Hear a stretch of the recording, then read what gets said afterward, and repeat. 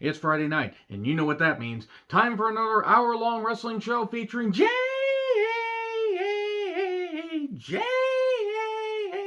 I said Jade, and Layla Gray. Ow.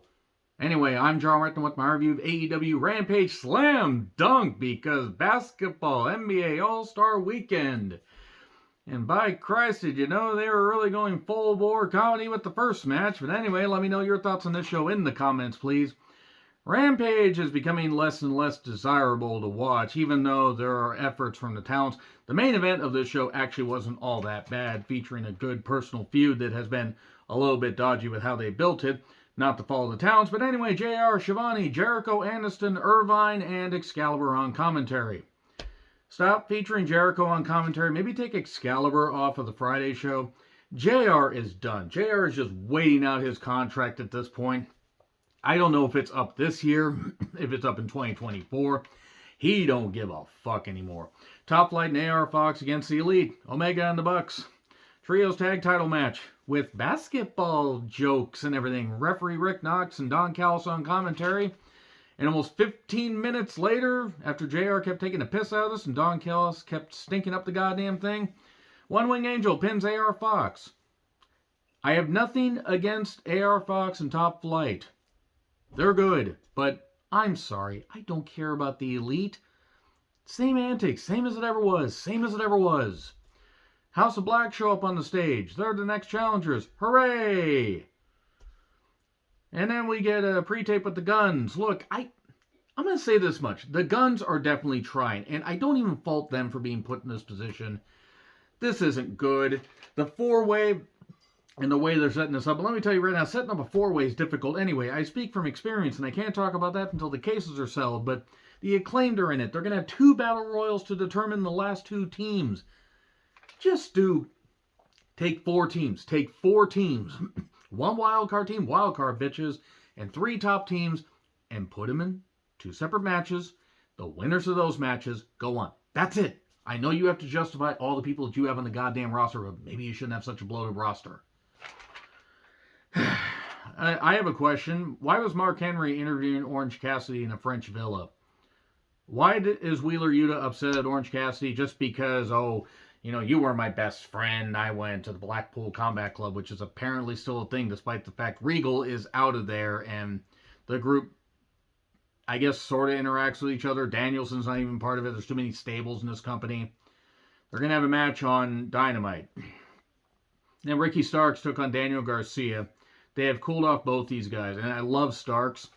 Garcia has potential. Garcia means absolutely nothing. He's just another cog in the Jericho Appreciation Society wheel. Starks and him can wrestle. Starks is selling his knee. Garcia kept targeting it. And then Sammy runs down. Action Andretti stops him. And then they fight off to the back. And then we get a spear and Rochambeau 1, 2, 3. And then Sammy grabs the mic, comes back out, grabs the mic, and says he wants Action Andretti soon. Hey, Jericho, you know Tony Khan. Would you tell, it's like you're in Tony Khan's ear. He basically said that. Would you tell him I want a match? And then Evil Uno and Jon Moxley are going to have a match on Dynamite, and Evil Uno is going to bring the violence. Jade beat Vert Vixen very quickly. I hope Vert Vixen was actually all right because it looked like she got rocked. Vert Vixen is the current Defy Women's Champion, by the way. Somebody's got to beat Jade at Revolution. I fear they're going to actually have her go and beat Jamie Hayter and hold 2 championships and then drop the TBS title, and then they find a way to give that to Hayter. And they shouldn't cool off Hayter at any point, and I just fear they're going to do that.